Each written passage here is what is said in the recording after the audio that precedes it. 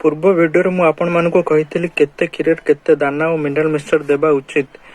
तो या ऊपर संपूर्ण विवरणी आनिछि विवरणी देखे आपण मानकु संपूर्ण तथ्य कहबी तेणु वीडियोटी भल लगे लाइक शेयर कमेंट करेंगे और जो मैंने चैनल रे नुआ आसुचंती चैनल टू सब्सक्राइब करेंगे डाण पाखे था बेल आइकन बटन को दबाइबे आगु नुआ वीडियो आसीबार थिबा सूचना ये होची per day milk per day feeds per day mineral mixture 5 litre देउथवा गाई क्षीर 1 KG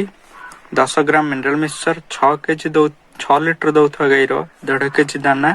15 gram mineral mixture 7 KG दउथवा गाई